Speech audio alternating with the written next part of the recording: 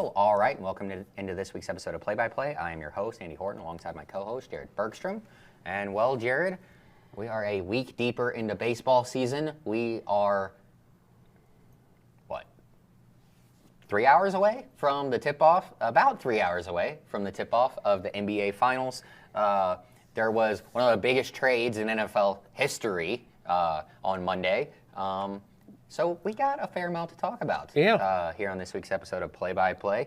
Along with, the Reds have had it's been a rocky, it's definitely been a roller coaster. I like that. Yeah, help me out there. Up and down. It's been a little bit of a roller coaster the last couple of weeks, but there is some good news on the horizon. So we'll talk about that, including the Ellie injury, which obviously is not good news, but it could end up being not the worst thing to ever happen to the Reds. So we'll talk about all that and more on this week's episode of Play by Play. So we're going to start in the NBA?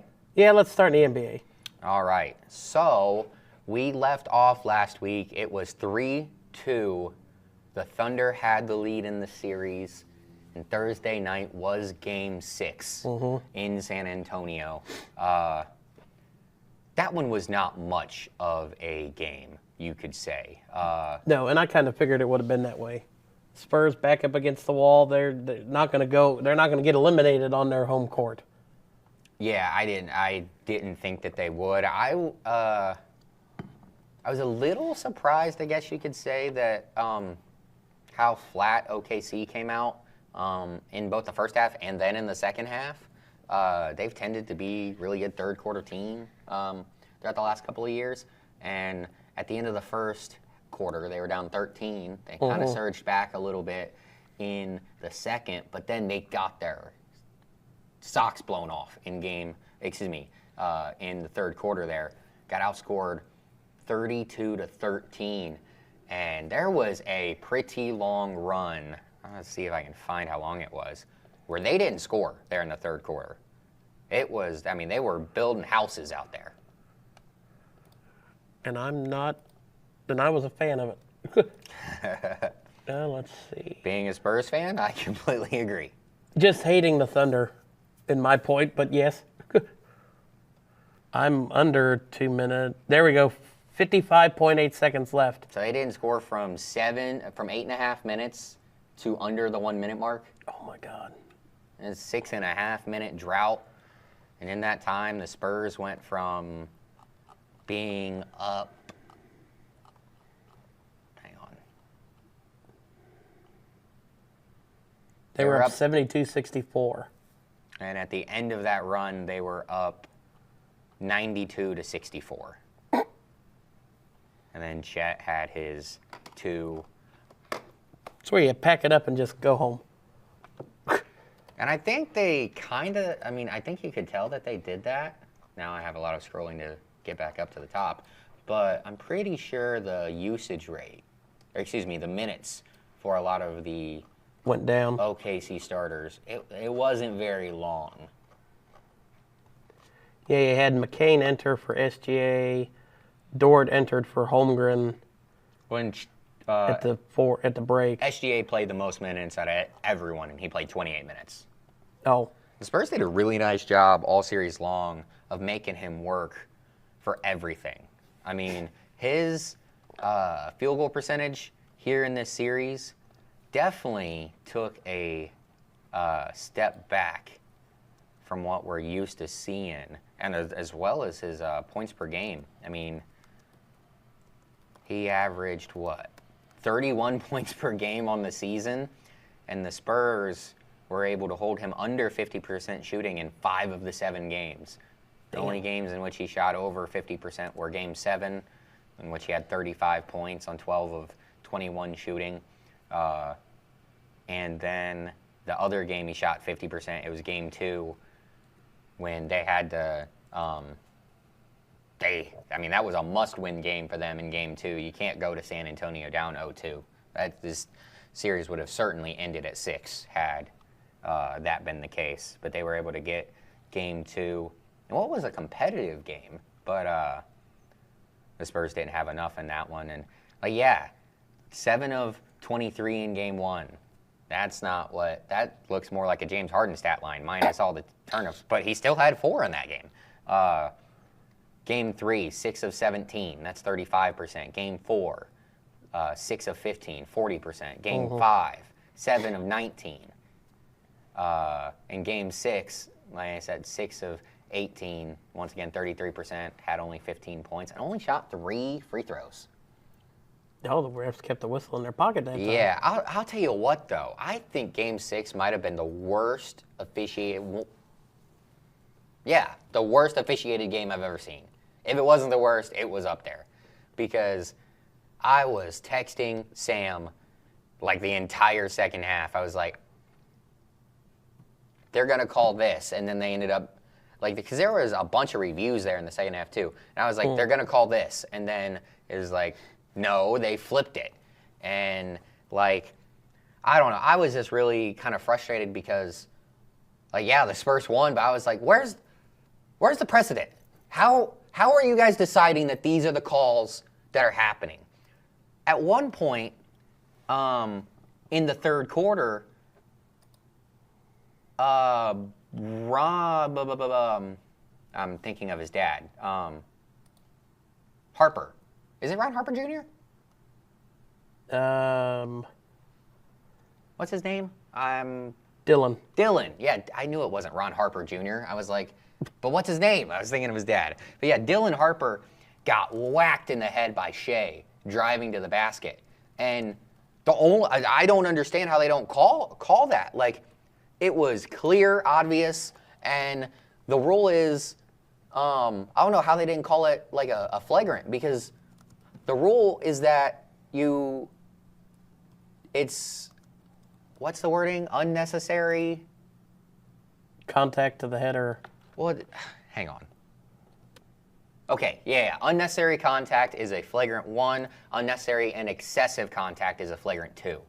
I don't know how it's not at least a flagrant 1.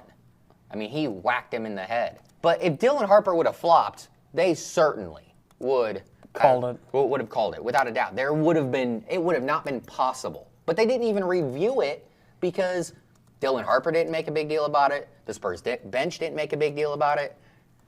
Like, if it was the other way, there's no way in the world that Mark Dagnall, or am I saying his name right? The Thunder coach?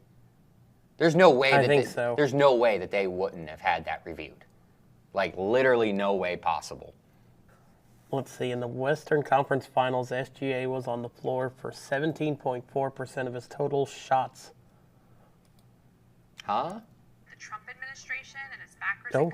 Well, These are stats by Tom Haberstroh. wait.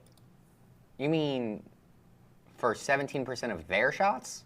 Of SGA's shots. You said you're saying Dylan Harper was the defender. Is that what you're saying? Oh, no. I was just looking up SGA's shots to when he was on the ground in the conference finals. Oh, you're saying So SGA was on the floor after shot 17.4% of his time. okay, I misheard you. Oh. You just got there faster than me after. Cool. Just gotta back it up a second. It didn't have the dunk. It has the replay of the foul, though. Oh. Well, hang on. Team foul number 4. Got him across the head there as he was swiping towards. It's so much harder to be physical. Yeah, There as he was swiping towards. like, obviously, he's not trying to hurt him or nothing. But that's a flagrant 100 times out of 100 in today's game. Yes. I mean, you see his arm's about to come around and smack him around the other side of the head. Yeah, he got him good. I'm trying to see if I can get it at full speed. Like the whole thing. Oh, nope, it skipped it.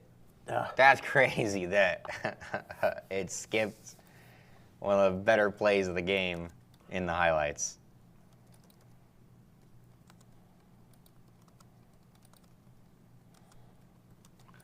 But so yeah, I don't know how the Spurs didn't. Maybe the Spurs were out of challenges or something, and so they couldn't challenge that. But I was shocked that like the league didn't call and was like, "Hey, that's a flagrant." like because that was pretty egregious for today's game. And then there was a handful of other calls that like I just feel like they missed, or like that I just didn't like the way that they called it. I was just very confused with how the refs were calling that one. I should have taken notes, because then I could have actually referenced.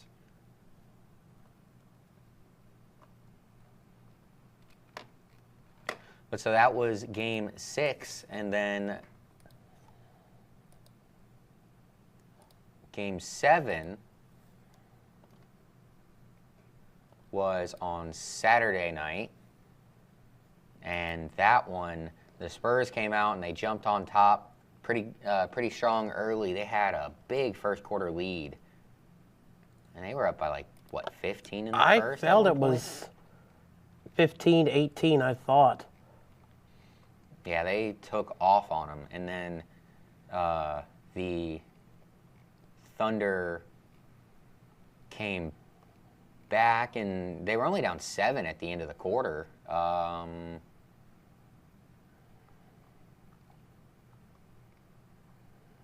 14. So it looks like the largest lead in the first was 14. Okay. We were close. And then the second quarter, once again, very, very tight.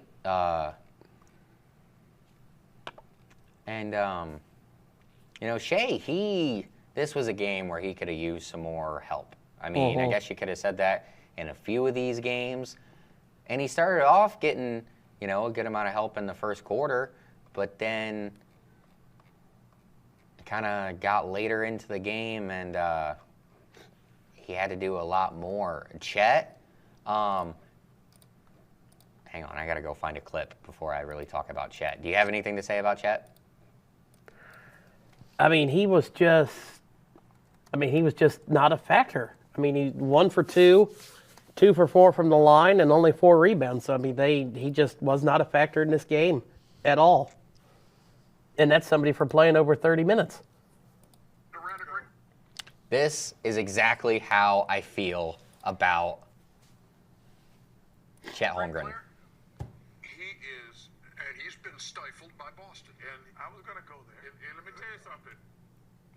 I don't want to badmouth the dude, but I see. If you don't remember, they're talking about Kevin Durant in this clip. Guys always Okay. talk about that championship stuff. I try to tell y'all, all these bus riders, they don't mean nothing to me. If you ain't driving the bus, don't walk around talking about you a champion. If you riding the bus, I don't want to hear it. Come on, Shaq, tell them. All these guys walk around with these championship rings. Hey, y'all bus riders. But let me tell you something. When you the bus driver and you got all that pressure when you have to play well or you going to get the One of my favorite clips ever. blame, that's a different animal. It's a different animal, but I think also guys Guys, on the bus, yeah. they're also giving directions. Yeah, Giving directions. No. There are guys that are on that bus. I love you, Kenny, but no, come on, cook them. They're not just sitting there. Yeah, they just on the bus. Because let me tell you something. The Clippers, because let me tell you There's guys, because Kevin Durant's not on the bus. He's just not on the bus. Yeah, no, but what has happened when he was driving the bus? He's never just. No, what was happening when he was driving the bus? He's lost to the finals. Yeah, okay, he did. And then when he was in Oklahoma City again, But he was driving. You don't think he was the bus driver in Golden State? no, I do I not. think he was the best player on that team. And no, I do not. Wow, I do. Well, you can say that, but I thought he was. You can say that. But he was the best player. No, he got MVP. He wasn't the best player. Iguodala wasn't the best player. He got MVP. Stop that. Get him, Chuck. Yeah. Get him. And like I said, love Kenny, but He was wrong. he was wrong, and Chet is a bus rider. He went completely silent. I mean, he was a ghost in the finals. And you just can't have that out of is he the second or is he the third best player? He's the Go third. third when Williams Okay. is healthy. Okay. See, I wasn't sure how people would want to stack those two guys up, but I mean, he averaged almost over 17 points a game this season, and in the finals, he didn't score 17 points one time. He had 2 single-digit ball games, and the 5 in the middle, he 14, 10, 16, 10. But in Game 7, Wemby had this guy afraid to even look at the rim. He took 2 shots, and how much money does he make?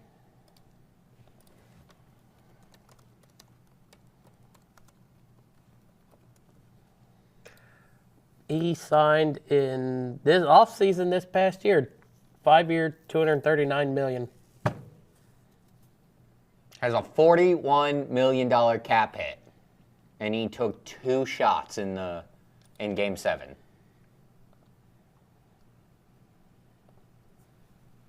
That, not good.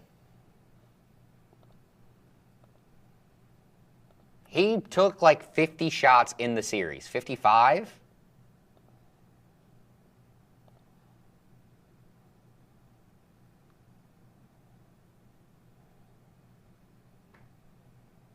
This is not good enough, especially when he, well, I mean, I guess the bad thing is it's not like he was inefficient. He shot 51%. He wasn't good from 3. Neither shot he took was in the paint either.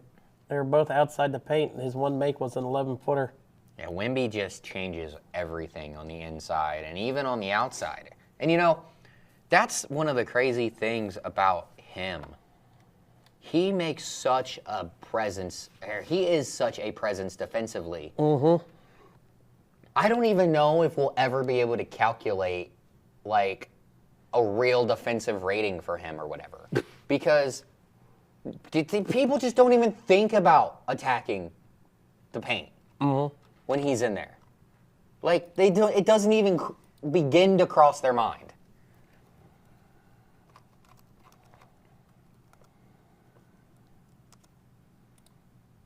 Oh, and when you're on the ESPN Gamecast, right? No.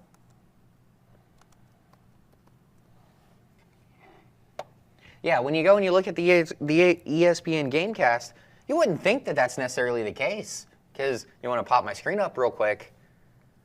They took a lot of shots in the paint there in Game 7. Done from Chet. And that's wild. That's the biggest guy on your team. Those shots did not come from him. Oh, there you go. There's his one make right there. It's the only one I tried to hover over, and I found it.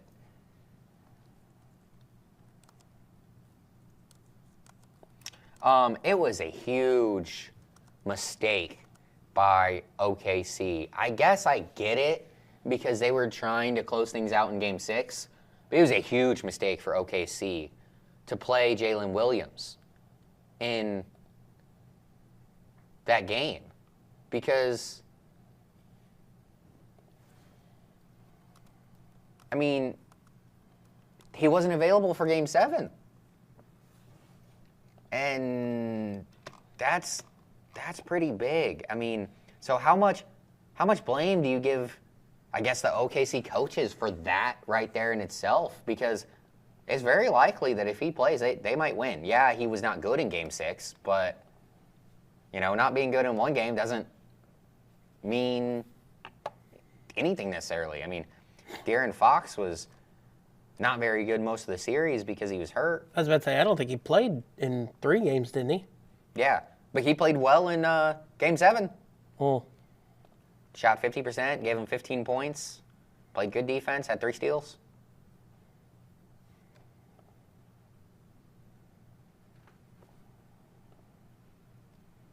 And I'll tell you what, him just being available helps out Stephon Castle so much. I'm one of the biggest Stephon Castle fans that there is.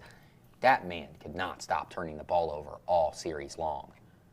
And, like, yeah, a good part of it was because he was handling the ball more than what he's used to. But, I mean, I'm looking at the last 5 games of the series.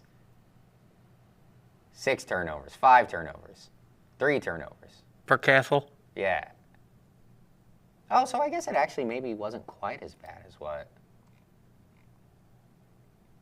I was looking at. Maybe I was looking at the wrong. He turned the ball over 11 times in game 1? Damn, and that one. And the Spurs overtime. won. Yeah. Just imagine one guy. That's crazy. I didn't realize. I knew he had a ton of turnovers in game 1. I didn't realize it was 11. That might be a conference finals record. Has a team ever won a game in which one player had double-digit turnovers? And on the road.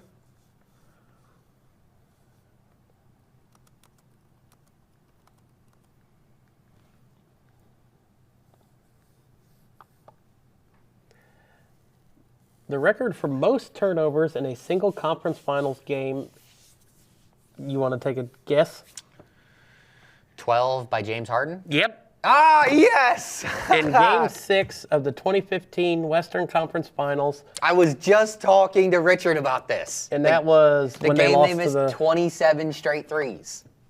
Warriors. Yes, I was literally just talking to Richard about that out there in the office. That's hilarious. Stephon Castle second with 11 in Game 1, and Trae Young, he didn't make it. Oh, he did make it in the finals, and he had 8 in the first half of Game 2 as the most record. So yes, Stephon Castle is the first player to win an on-the-road conference finals game with having 11 or more turnovers. Harden lost that game. Wait, obviously. does the on the road matter though, or is it just the first guy to have double-digit turnovers in a conference finals game and win? Yeah, the second part. Okay. And win. Yeah. That's. Hey, there's a baseball stat for you. They had to do some digging. You beat me to it. But I was looking for it. Oh. That's awesome. That's crazy.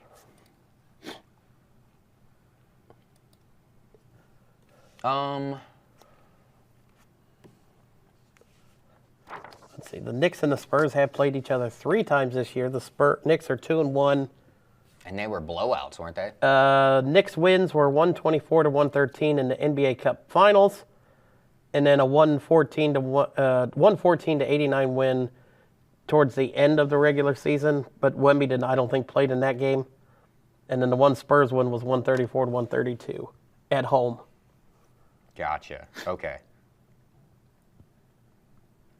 And you know, one of the craziest parts about this whole series is the fact that Wemby was very good offensively, but he didn't have to be out of his mind. He did shoot the ball from 3 very well the whole series, which I was a little surprised about because he's kind of been a little up and down with that throughout the season. But here in the finals, I mean, his worst shooting game. What are we gonna call it, the 1-for-2 game or the 2-for-5 game? Oh no, I'm sorry. I missed game 5. He was 0 for 5. Outside of that, he shot it over 40% in every single game. Mm-hmm. Had 2 blocks in every single game of the series except for game 7. I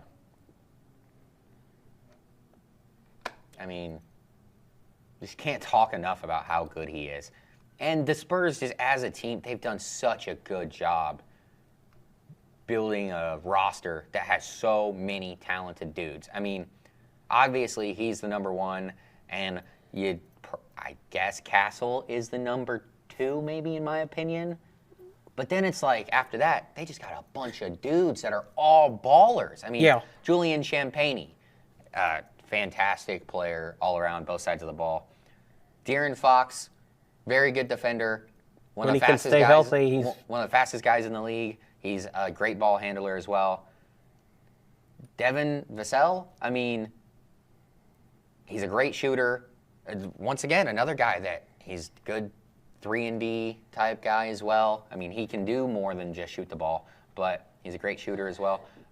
Harrison Barnes off the bench, that guy is just I can't believe almost he's still always in the on league. good teams. Yeah. I mean, he was there with the Kings for a little bit, but Yeah, that wasn't a good team. that was when he got there when they still had Fox and when they got DeRozan. I think they were good for a year or 2. Wasn't that the light the beam time? I think so. Yeah, Let's look. yeah. So he was having fun up there in Sacramento with them. Keldon Johnson, one of my favorite players off the bench. That was a guy where when he was at UNC, I was like, he's a dude. You just know. Like some guys, they got it in their DNA. Luke Cornett, was this the game where he had the block? I mean, he did have a block in this game, but was this the block? I think so. Yeah. Let's go find that.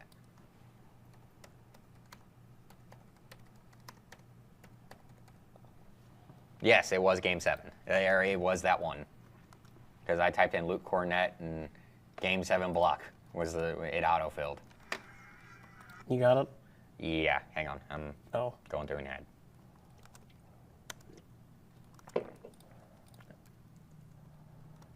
Oh, and let me actually get there. Oh, no, we'll just go.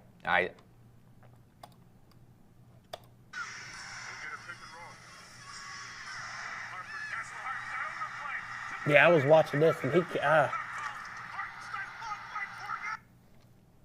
Let's pull that back, and I should have checked the... Oh, wrong button. Where's that? Oh, right there. And I looked. Harrison Barnes has only not made the playoffs one time in his 14-year career. I was thinking it was something like that. And it was 2022. One of That those was Wemby's Sacramento rookie year. years. Oh, was it with the Spurs? No, sorry. Okay, I was going to say. It was Sacramento.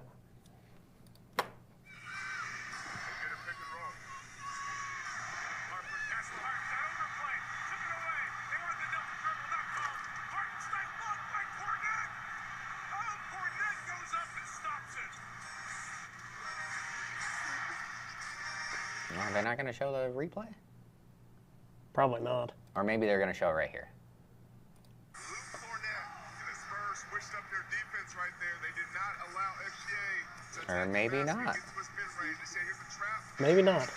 Nope. Oh, here we go. Oh, is this from that? To go. One. Here's the block you talked about. Oh, this is going to be insane. He believes he has a wide open layup. God.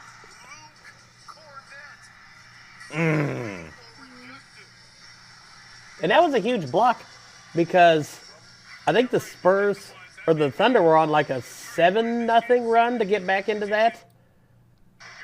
And then, Yes, they had cut it all the way down to 6. yeah. So that was a huge momentum swing right there. Yeah. I tell you what. This guy, I'm going to have to get a Luke Cornett jersey. I mean, he wins the title with the Celtics, and then he's going to turn around and win one for the Spurs. Oh, man. Where was he at last year? Was he with Boston? Yeah. Oh, okay. Yeah. He was with us for the last couple of years. Oh. For a role player like that, that's almost as good as Iguodala. I mean, that is, what a masterful play. It's twice Iguodala's been mentioned in the show today. Wow. And that video from I was going to say, the one wasn't us, it was Chuck. But, so after this series ended, did you start hearing the rumblings that I did? about OKC maybe wanting to try and trade for Giannis. oh God. Yeah. No, I God. didn't hear that. No. I mean, it doesn't fit. Why not? I mean, well, I guess it would be what they give up. Chet and first and players, like other dudes. Frickin' Chet would be the centerpiece. And probably draft picks, I guess. Or maybe they would do like Chet and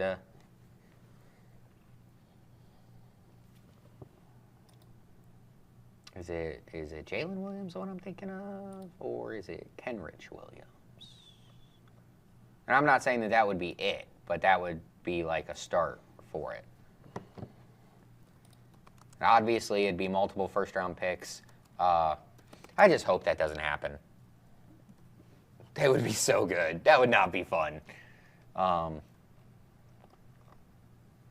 they would certainly win some extra titles. Oh, hey, I totally forgot that way down on the roster for the Spurs is Kelly Olynyk. Yeah, look, Gonzaga kid's going to finally get a championship. He's going to get a title. Maybe. I mean, we still... I hope so. We'll see what happens here in the next round. But, man, wouldn't that be fun? Luke Cornett gets 2 titles, and then Kelly Olynyk goes and wins one with the Spurs. It's kind of crazy how long he's been in the league. I think I graduated high school the year he was drafted.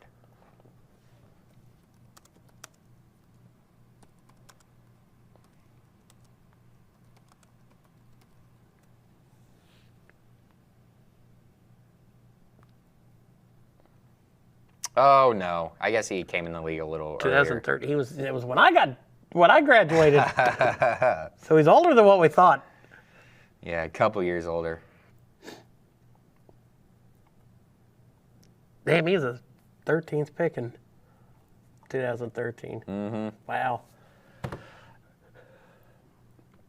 Heck of a career. A journeyman. Yeah, great role player. Averaged 9 points a game over the entire 9 points a game, 5 rebounds over the entire career, over 2.5 assists. Guy who's always been able to shoot it. And he's 7 foot tall, so. Oh. So you're rooting for Kelly Olynyk, and I'm just rooting for the Spurs. Period. I didn't know Kelly Olynyk was on there until you said it, but no, I'm rooting for Wemby. I'm rooting for the Spurs. I've never not liked the Spurs. Be fine to have them back and winning it again. So, with that being said, I guess let's kind of move forward and look to tonight. So obviously Jalen Brunson, the best man on one side. Victor Wembanyama. I almost said Victor Oladipo. I don't know where that came from. But Victor Wembanyama, the best man on the other side for the Spurs. Do they have...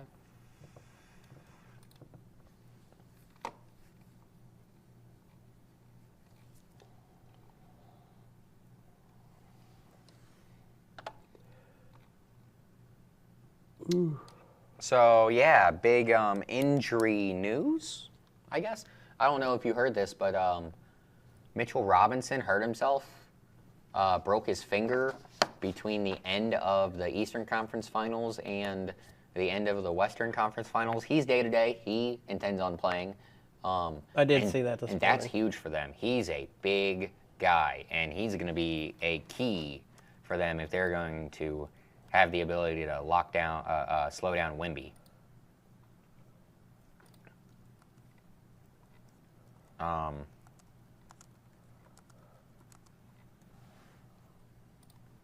also another guy that'll be big for them is OG Anunoby. He's a long, strong forward who will be able to, who I think will be able to, like, he's big enough that Wemby won't be able to push him around. Cat, this is going to be a very interesting series for him, because is he going to kind of go like Chet and just kind of disappear here in the series, or is he going to, you know, be able to stand up to Wemby and maybe slow him down a bit and, you know, help out the rest of the Knicks offense by pulling him away from the basket and making it so he's not quite as effective in the paint.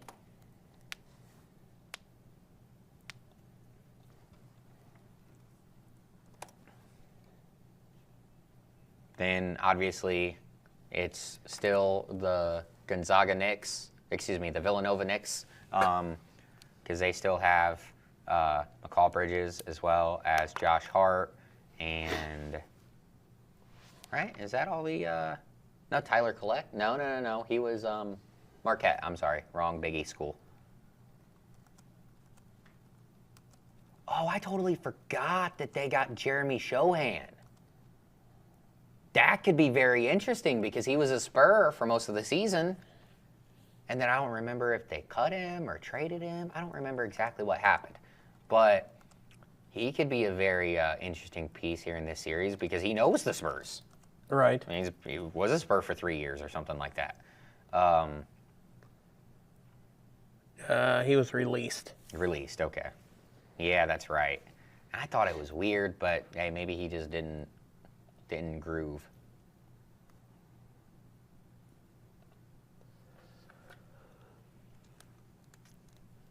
Ooh.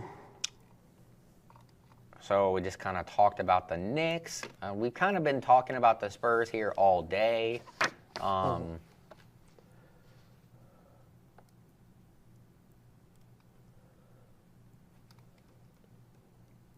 But let's jump over there. And I think a big key for them is going to be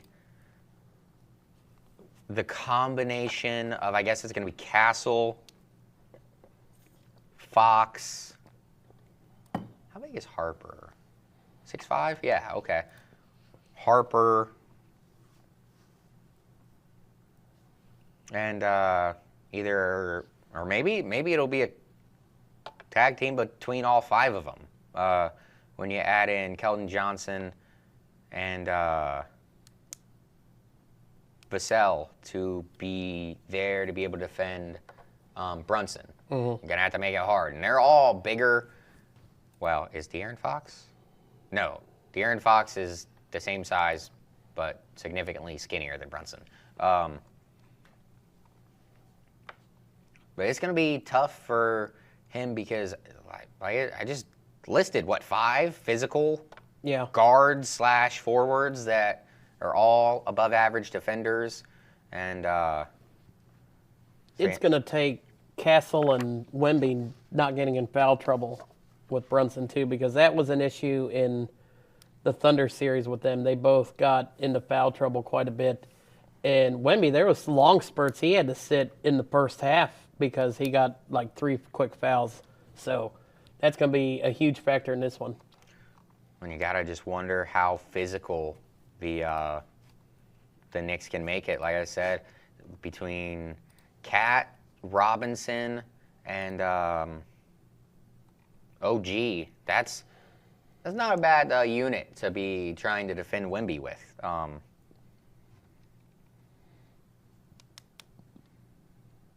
trying to think anyone else. I mean, well, and then Jeremy Shohan. We don't know how much he's going to play or if he does really at all, but there's a small part of me, and I could be completely wrong, that this is the only reason why they picked him up, is because they thought that they would go to the finals and there was a possibility that they would play the Spurs.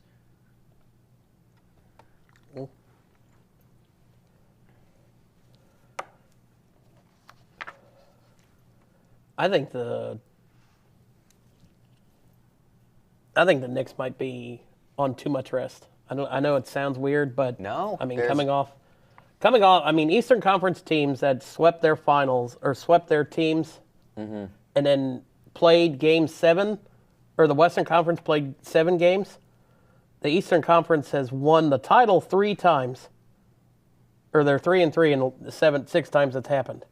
Celtics in 2003 or 23, Cavs in 15, Nets in 03, Bulls in 96, 91, and the Celtics in 86.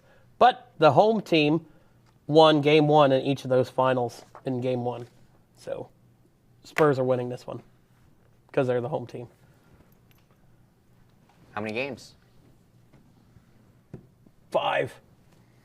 I will go Spurs in 6. I think this is the longer I've had to wait for this Knicks series to come. I think people have been able to convince me a little bit of the Knicks. Like, it's not like I am bought in that. I mean, I'm still picking the Spurs, obviously, but I don't think it's nearly as set in stone as I kind of did a week ago. Like a week ago, I was like, whoever comes out of the West is winning. End of story. And now it's like, I mean, the Knicks definitely have a puncher's chance. Yeah, the fact that the Spurs have home court, that is huge. Did you see that ticket prices for New York are like somewhere between 5 and 15 times higher versus San Antonio I did. for the final. I mean, that's insane. And I wasn't going to send it to you, but I might as well now. Let me see if I can find it now. Oh, I screenshotted it. I'll text it to you.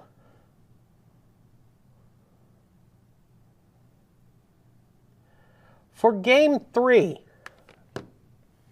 of the NBA Finals, which is the first game back in New York, the get-in price is $4,115. You could combine the remaining New York Yankees, New York Mets, and then the 8 home games for the Jets and the Giants, and go to every single home game left for them for less than it costs to get in, or just a little bit more than it costs to get into Game 3. That's 123 games to 1. That's shocking. Not that the Knicks price is that high, but that I get it. The Giants and the Jets are bad, but that those tickets are still that cheap. That's crazy. I mean, you're going to 16, or is it 17 because...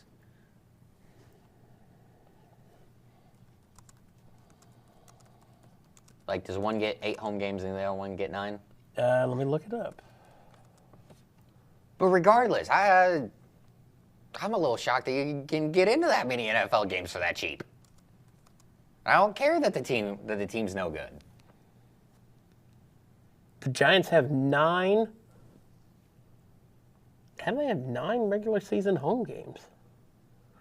1, 2, 3. Because there's 4. 17 games. So Oh. half the league has 9 and half the league has 8. Okay. Well, except for you take out the Yeah, so one has 9, one has 8. the overseas games. Oh, duh, they can't both have 9. That wouldn't work. Well, I guess technically it would. Could be Yeah. one on Sunday, one on Monday. Or there's 18 weeks. Oh, yeah. They'd each do 9. But yeah, No, because no one can have bye week 18. Duh. So it would have to be a Monday, Sunday type deal. But anyways, That's insane. yeah, that I wouldn't have thought that would have been possible. Because Yankees tickets also can't be cheap. And the Mets, yeah, the Mets suck. So I could Mets see suck. those being cheap, but.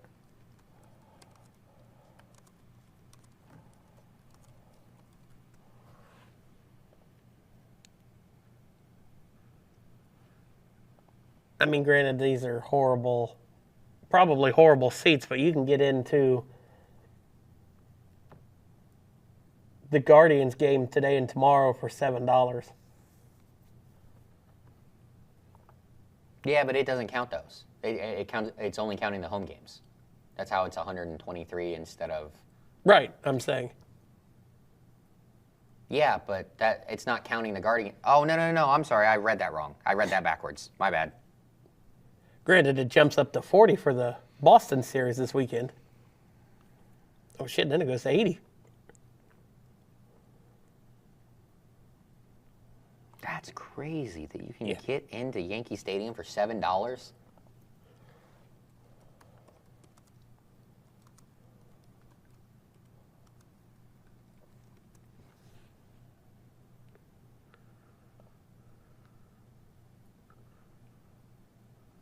I would have never thought that you could do that. Not the Yankees, no.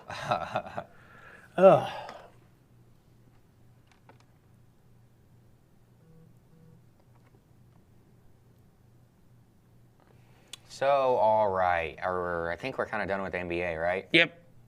So, let's move to the NFL because Nope, we're going there first. we just had one of the biggest trades in NBA history. So, we are going to talk about that.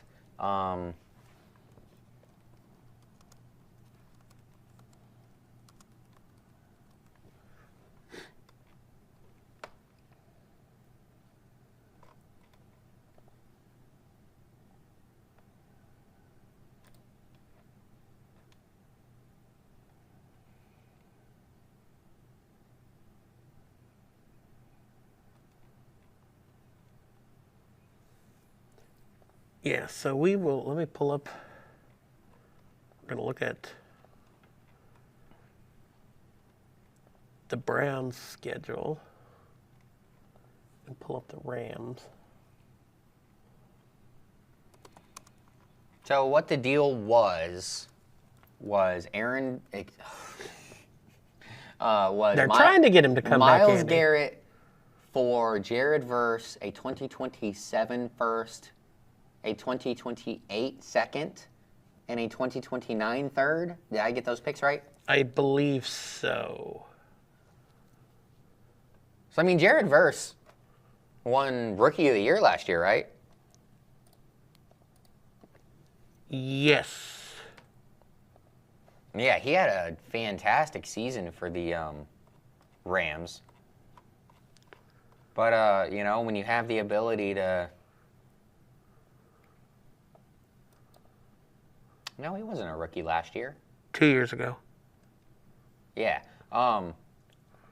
When you have the ability to upgrade from a good young edge rusher to the best edge rusher in the game, and I mean, it depends on who you talk to, but many people say he's the second best defensive player ever to only Lawrence Taylor.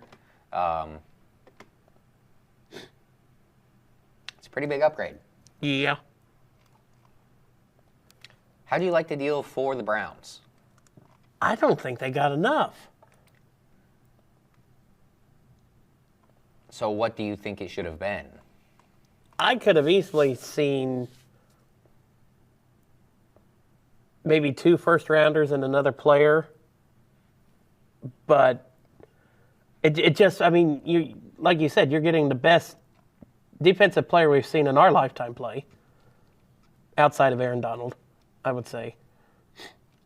And, I mean, he just broke the single-season sack record last year. You know what he can do on teams where the defense sucks without him. But now you're going to a team with a defense that, I mean, they were a top 10 defense last year, right? I would be shocked if they weren't.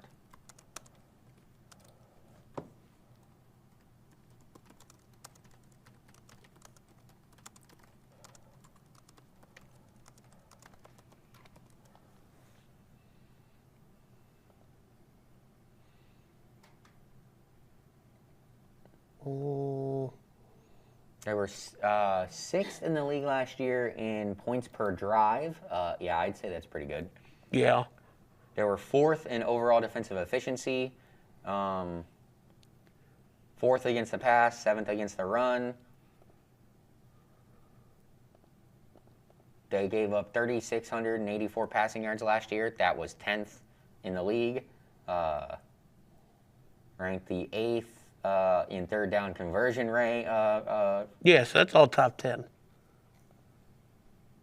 Yes, without a doubt. So you're taking the best player on defense in the NFL, taking him and putting him on a top 10 defense from the NFL last year. I mean, who was a better defense than them last year? Because it's not going to be them this year.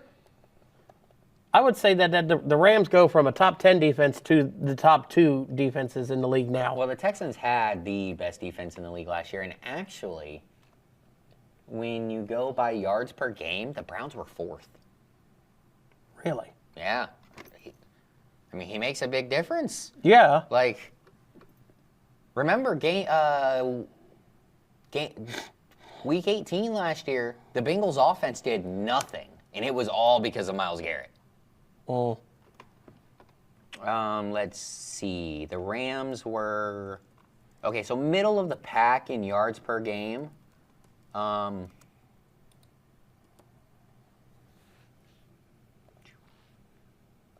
They were 9th in points per game. Or, excuse me, that's total points. So yeah, points per game as well.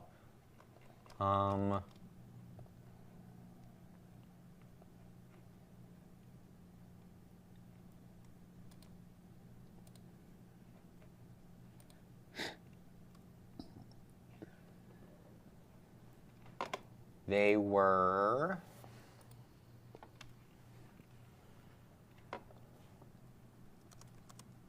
eighth in the league in sacks.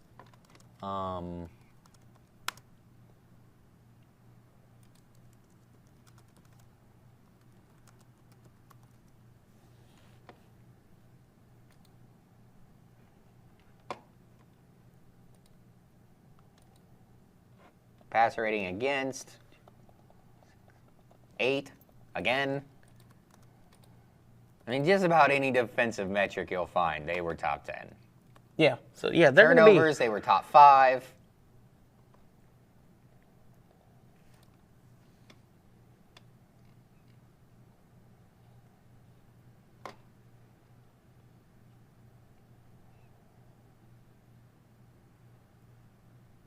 They forced 26 turnovers last year, only turned the ball over 15 times as a team.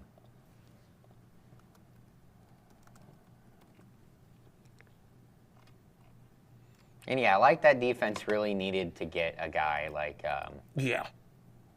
Myles Garrett. So, are we going to go over to the schedules? Yes, let me.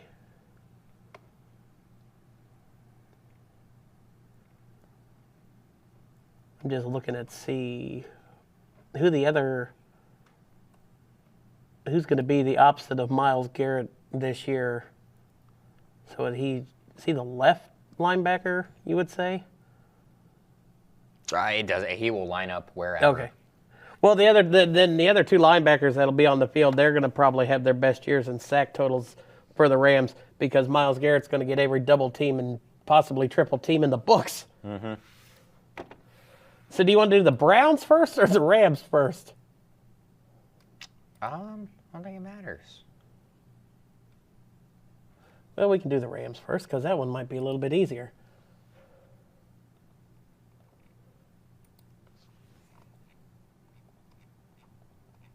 All right, let's see. Week 1,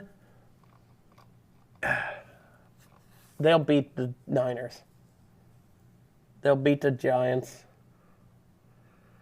Then they go on the road to Denver. Wait, how does this thing that you just popped up for me work? Oh, I don't know. I went somewhere else. Oh, that doesn't help me then. No. That's like if we sat and picked the whole season. But we're just doing it team by team. Denver is hard to play. Hard to play at. Yeah. I'll give Denver the win there. I know we looked this up like a week or so ago. Bo Nix is going to be back, yes, right? Yes, Bo Nix will be back, so, yeah.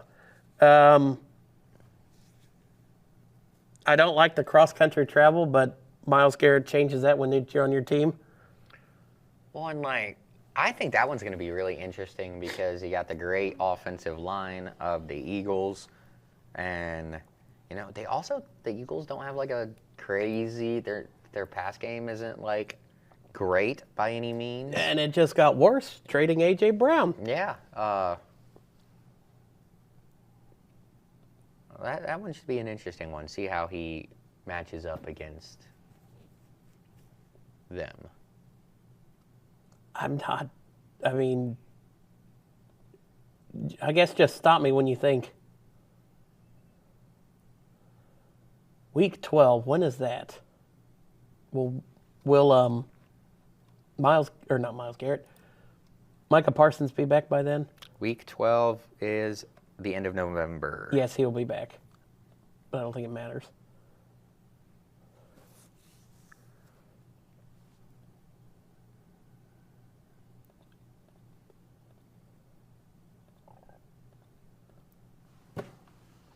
Am I wrong thinking that they can go 14-3? Well, they certainly can. I don't know if they will. That is the question. I would probably throw the Chargers in there.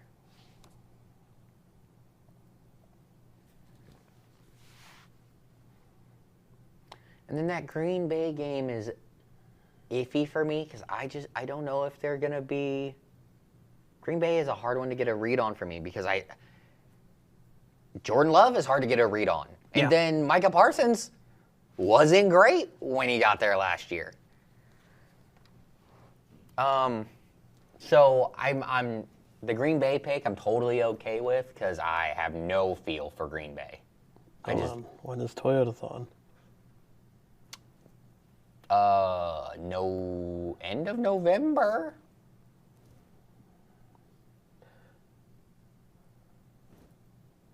November 15th to January 5th. So do you want to change that one? No. No. I still think the Rams will beat them. So, Because those were the two that you picked, and I was like, so don't know ceiling of 14-3. I would say basement of ceiling of 16-1. I mean, for really, they could go into, but they're not going to. right. And then basement, I would go. I mean, maybe. No, they're not going to lose both. 12-5. I mean, that's basement with no injuries. Yeah, that is true. Matt Stafford stays healthy the whole year. Puka Nacua doesn't get hurt. Kyron Williams doesn't get hurt. Yeah. Yeah. Yeah, 12-5 seems like it could be low, but. And that probably still wins the division. Well, let's go do Seattle. Seattle?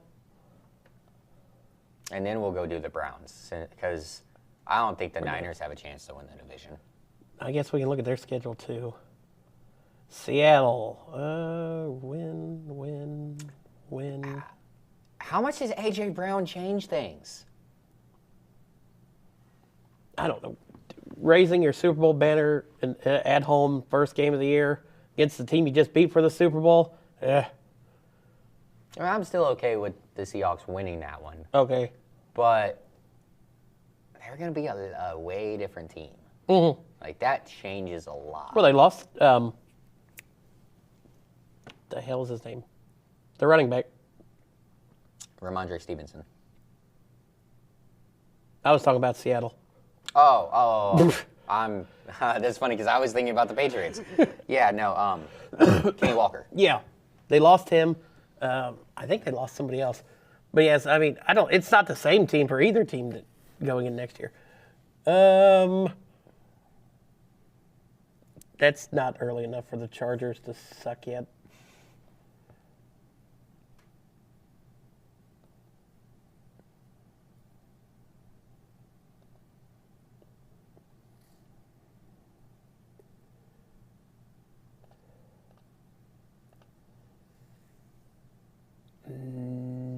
Yeah.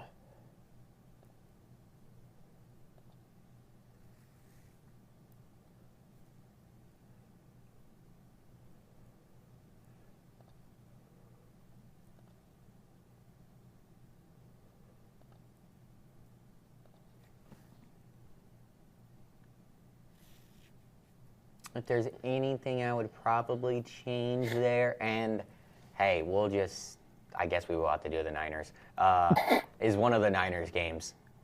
You pick, but. I'll give it to the home team then. Okay.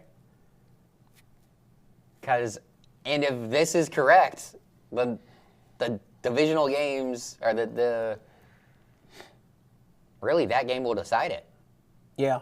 If they both end up right around that place where we said, it could be that Niners-Seahawks game. And then we can go and look at the Niners. Niners. Where is San Francisco? San Francisco.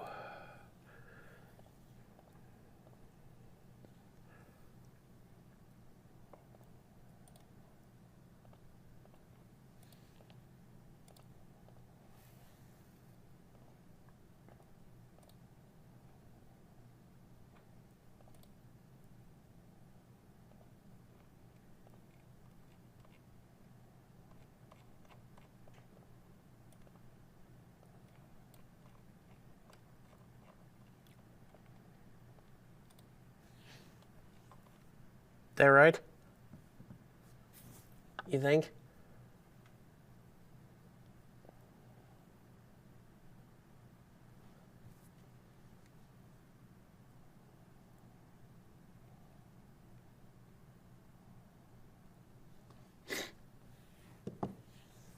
I would tell you to flip the Washington game, but it's that cross-country thing for you, yeah. Yep. So I'm kind of with you there.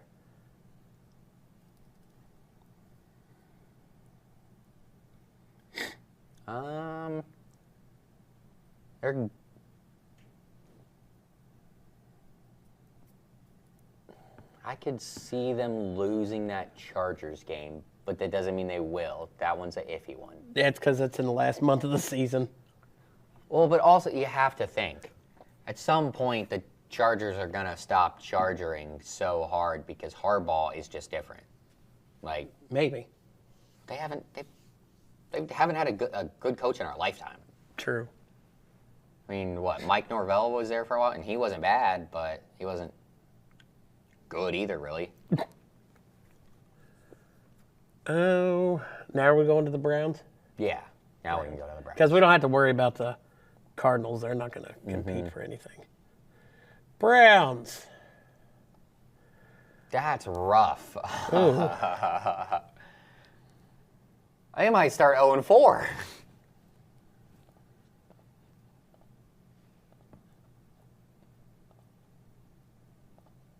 Nope. What? You got them losing to Tennessee? Oh, Okay. damn it. And loss. Now they're gonna win one of the Pittsburgh games. They always play Pittsburgh good. Then it'll be the home game. No. No? I really think it's gonna be the one in Pittsburgh. That'll be even better. Oh yeah, wouldn't it though? You gotta reselect it. Oh. That's 4 and 6 heading into their bye week. Yeah, it feels right. Now go win. Oh really? Yeah. Oh, I don't know about that. I guess it depends. Is it Kirk Cousins or is it Mendoza at that time? Dude, I don't remember who they play week 1, but it's a bad team. Who? The Raiders.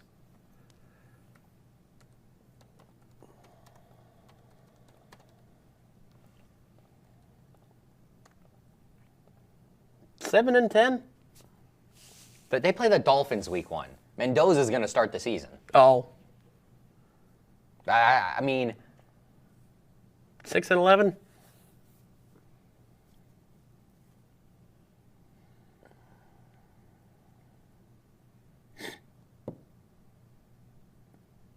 oh, see, personally, I don't think there's any way in the world they're beating us this year.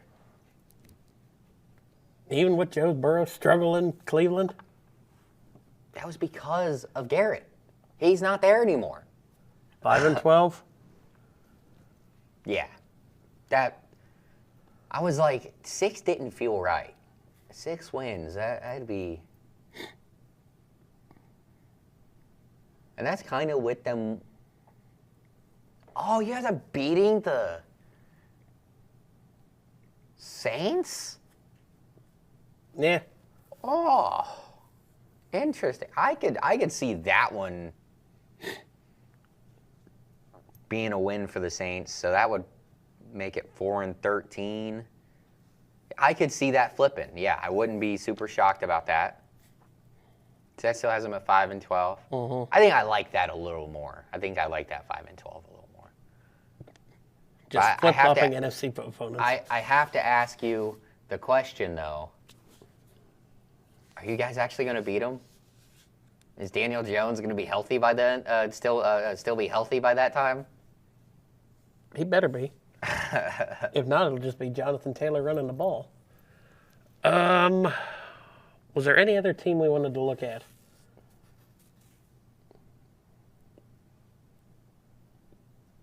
Before we switch over to baseball quickly. Let's do the Saints just because Just because. I think they're interesting and Kellen Moore's my guy. All right. Ouch. That's not a fun way to start. Oh, okay, you got the early season Ravens being bad.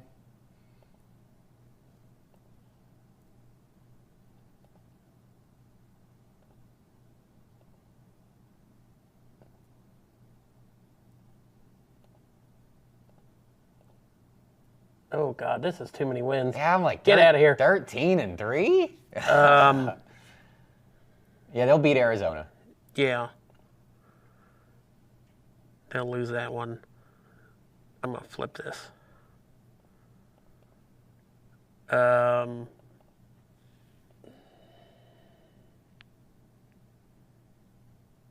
Yeah. And then either the Ravens or the Steelers.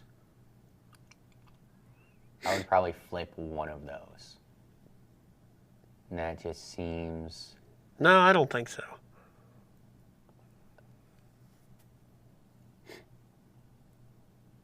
Really? To either of them? Yeah. Hmm. I'm not on fucking Aaron Rodgers' retirement train party. Did we do Pittsburgh last week? We'll do Pittsburgh's next, Ed, just so I could... Because I don't think they're going to be good. Maybe we didn't. I don't think they're going to be terrible. Okay, let's do Pittsburgh Let's real go to quick. Pittsburgh. I don't remember if we did Pittsburgh. So I'll go through and do mine first.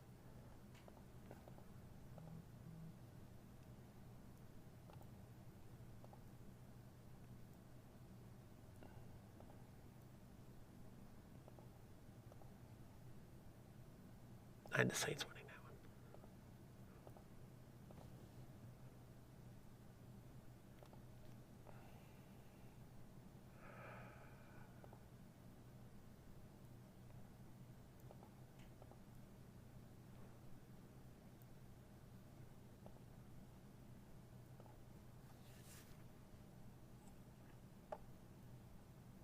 Five and 12.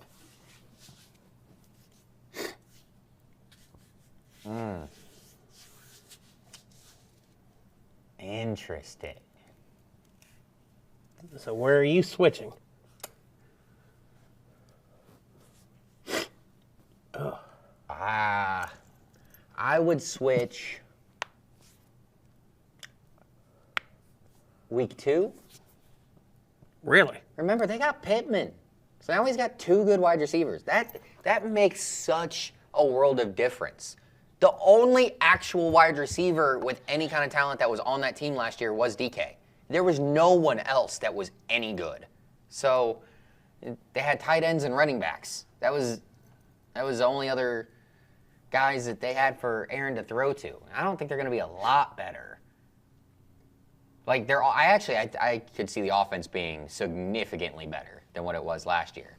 Now the defense isn't going to be as good because they're getting older, but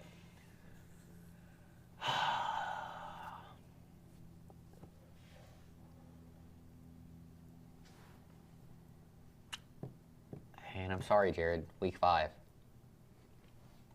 The fuck? It's nothing against you. I feel like they probably win that one.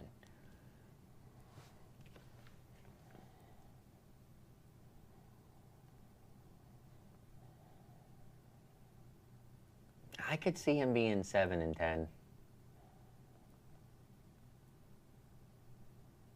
Those are the only ones that and it's not like I'm super confident about the Steelers one or about the Pittsburgh. Oh my gosh, about the New England one, but that just seems like a Steelers game. Now it feels like a Steelers Mike Tomlin game, but golly, he was their coach since I was 7 or something. I mean, that's an exaggeration, but since I was 10, so like I almost only remember Tomlin Steelers. But even before Tomlin, I think you could say it was that it could be a Cowherd type game, like where they don't have necessarily the talent, but you can still see them squeezing one out because Bill Cowher's great and the Steelers just got talent.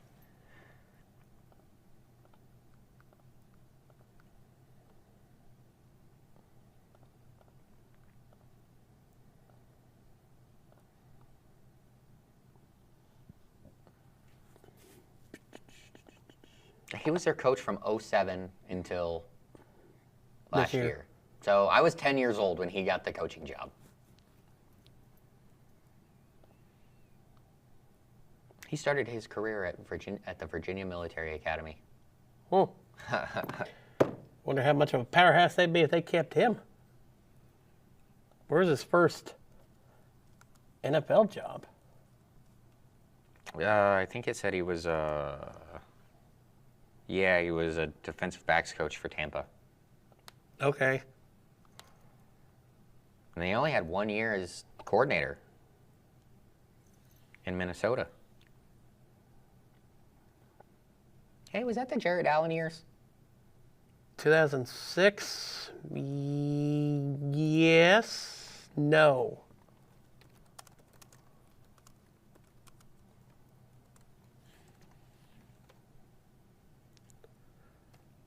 ...2008 was when he started with the Vikings. So, no.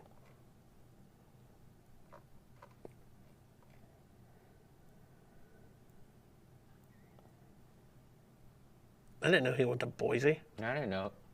Huh? Oh, that's Idaho. I saw Idaho and just went to Boise. I wish. That would have been awesome.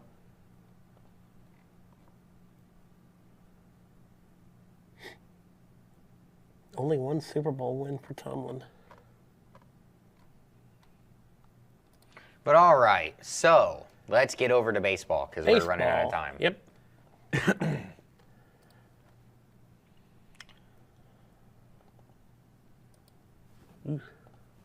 Cold Jim, damn it. Reds are, where are we at now? Still last. Just right there, hovering above 500. Currently 2 games above.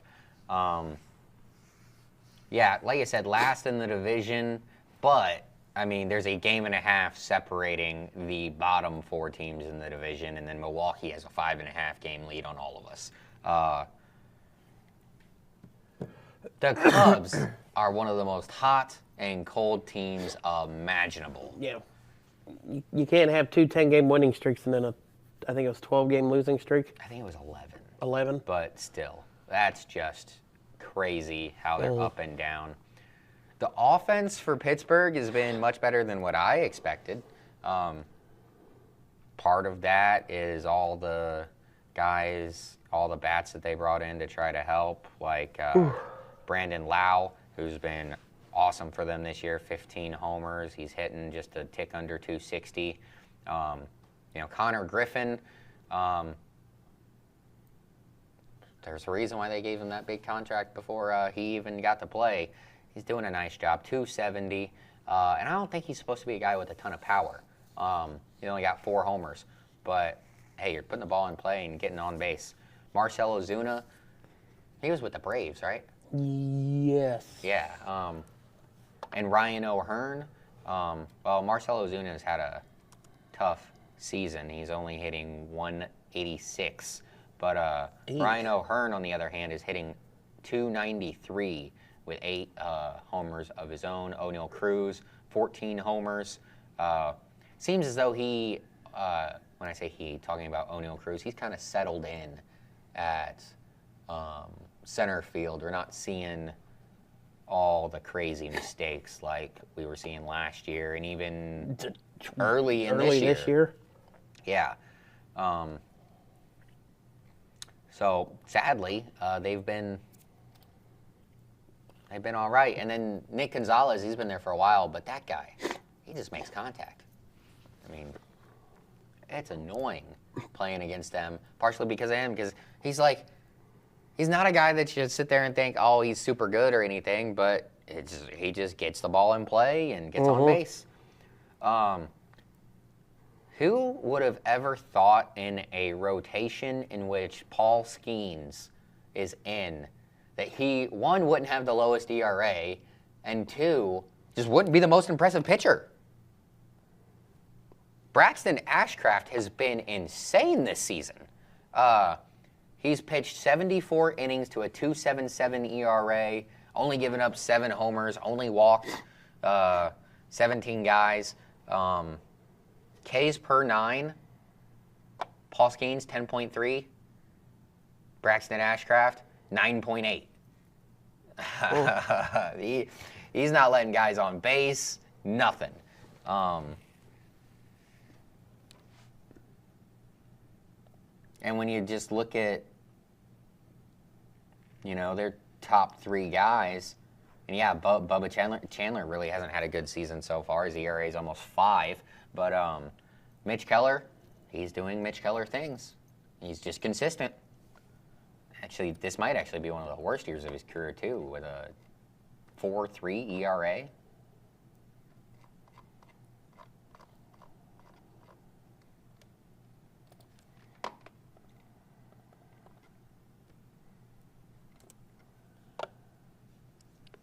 Oh, no, that's actually right there, a little under his career average, actually. I thought he was a little bit better than that. But Mitch Keller, very good starting pitcher for them. Like I said, it's kind of annoying how good they've been. I've been waiting for them to fall off, and it hasn't been happening The yet. team I've been waiting to fall off is the Cardinals, and they're not. I think the Cardinals at this point are a little more likely to fall off, but I still wouldn't be shocked if both of them did.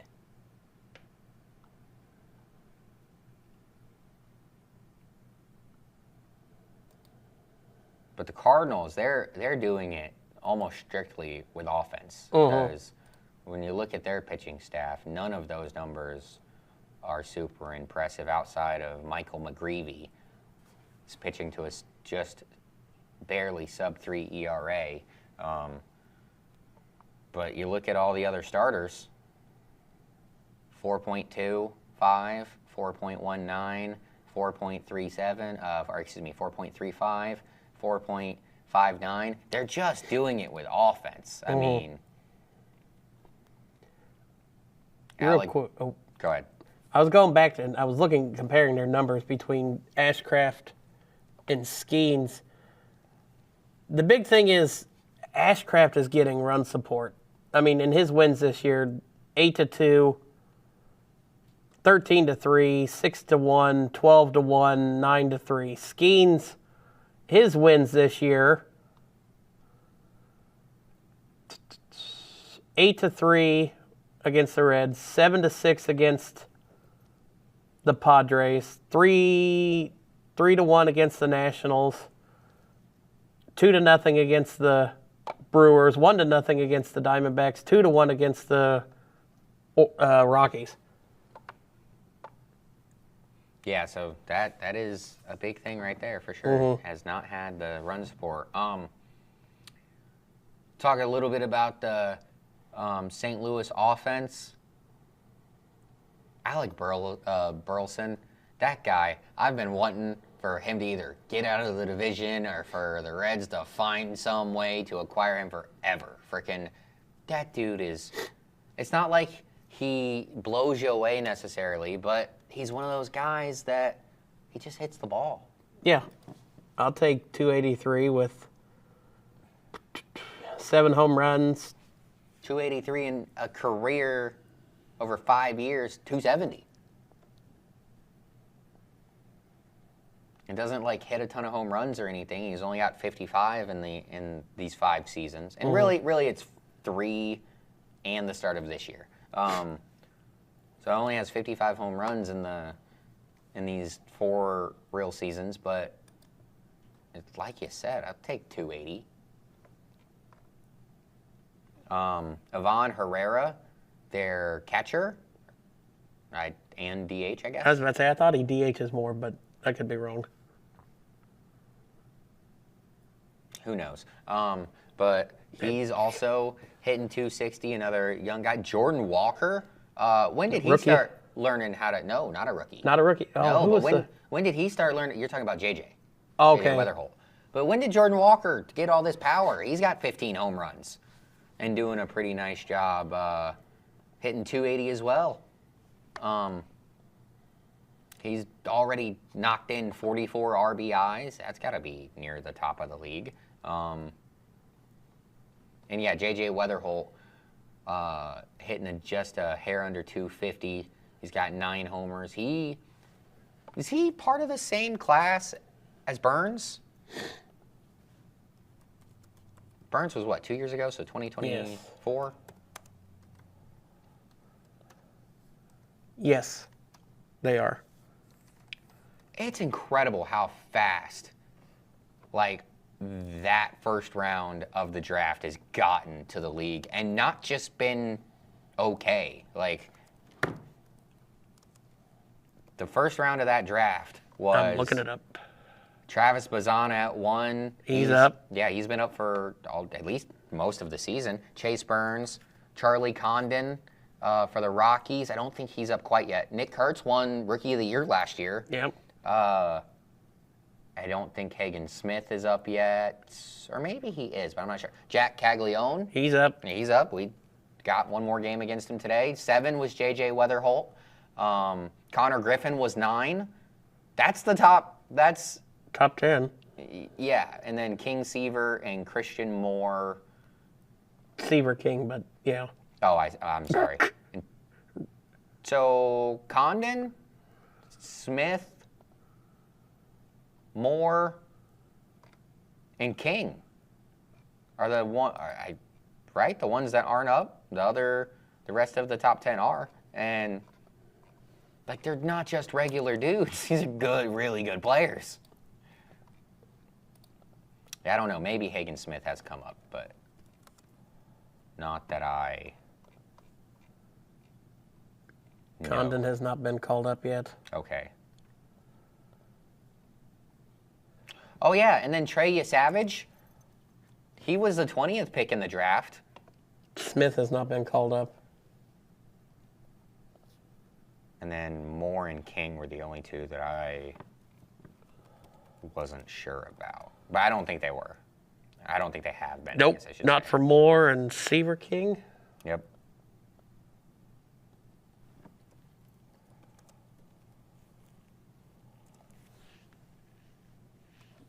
No. They have not been.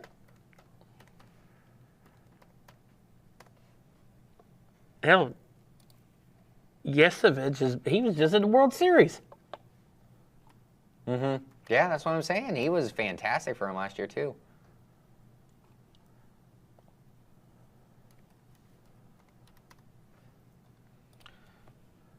So, yeah, it's just incredible how good that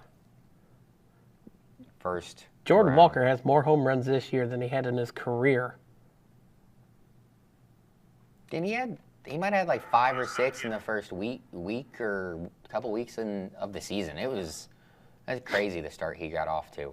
No, that was not the one I was looking for.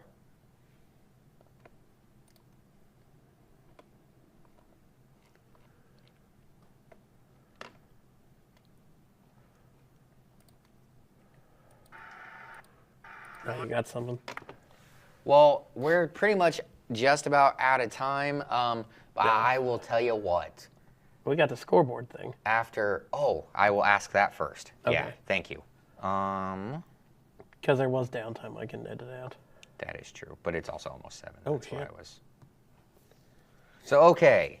Oh, hang on. I gotta go re-find it. It freaking went away. Okay. So, I said I was gonna ask 2. All right. The first one, in MLB history, 6 players have collected 1,000 or more extra base hits with a lifetime batting average of 300 or better while playing their entire career with just one team. Who are they? This one had nothing to do with... This is one of the few that has nothing to do with either player having involved in the teams. Also, don't a matter. red is. So there's not a red or a royal on the list? Not that I know of. All right. Repeat it again. You said in MLB history. Hit over 300, had 1,000 plus extra base hits, played for just one team. Oh, that could actually help narrow it down, just playing for one team. When was this scoreboard stumper? Was it, It was yesterday? yesterday. Lou Gehrig. Okay. He died yesterday. Mm-hmm. Yep. So, okay.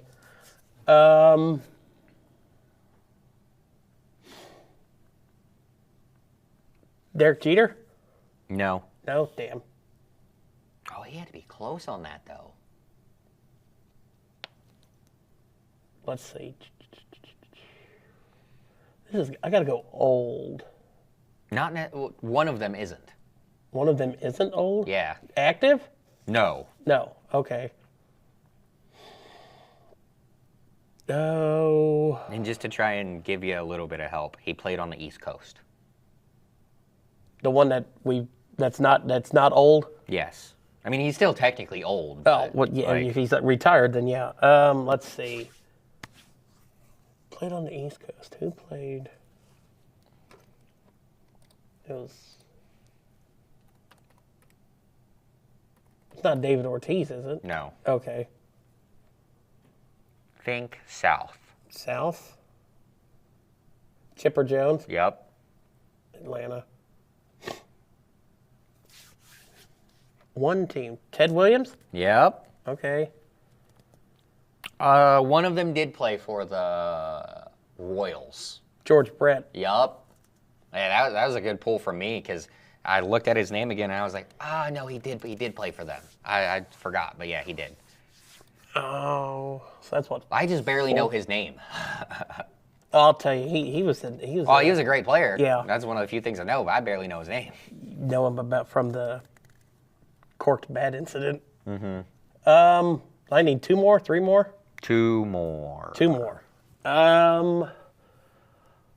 Let's see. Wait, did you say Ted Williams? Yeah, Okay. yeah. Yeah. Can I ask for their team? Do you know their team? Not a clue. Oh, Hang shit. on. I'll try to help you out. Okay. One of them has a weird name. Okay. Like 6 letters.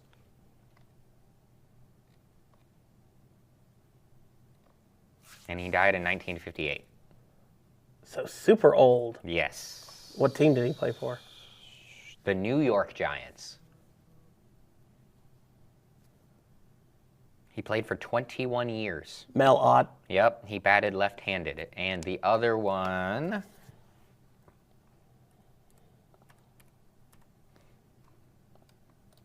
was an outfielder for St. Louis.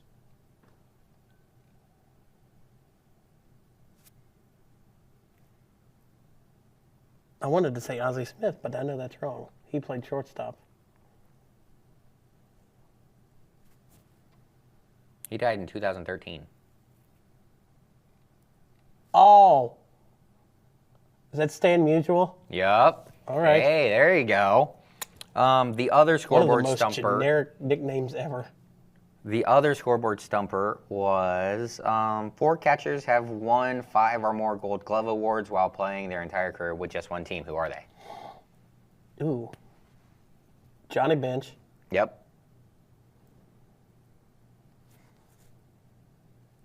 See, so it doesn't have to be. Does that satisfy the? No, Oh, it doesn't.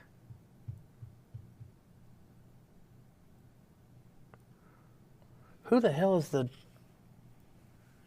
What the hell? Royal. Oh, what's his name? Salvador. No, that's the fucking painter. You're close enough. Perez. I was gonna say you're close. I about said the painter. You got Salvi. That was good enough for me. Trying to think of catchers who just played a long time for one team. Oh, is the fucking neck tattoo? You don't know. I call it Yadier Molina. Yes. And I don't know who the other guy is. That was the one that I was like, I don't know. I don't know. He played for Detroit. Detroit. I'm not even going to waste time guessing. Bill Freeland. Or Freehand? Bill Freehand. Nope. Freehand. Never heard of him. Okay, so I'll tell you what. Last night was a frustrating one. We got to go quick. Last night was a very frustrating one, and I was just about done. I was just about ready to be done with the season, or maybe just for a week, because it was a rough watch last night until Spencer Steer was able to get those 2 home runs, and then we get to the 9th. 5 blown saves, the most in the majors. Benson to right. I mean, of course. You see the announcers jinx. 5 blown saves and fucking home run. But that's Sadak. What? That's our guy. I know. I'm saying. So, the like, announcers jinx. But no, the jinx is supposed to be bad. See, I kind of forgot he was up on the roster. I thought we sent him down for some reason. I don't know. He just hasn't been having playing time. Bananas. It's madness. What did he say? The only Reds to reach were all homers. Oh.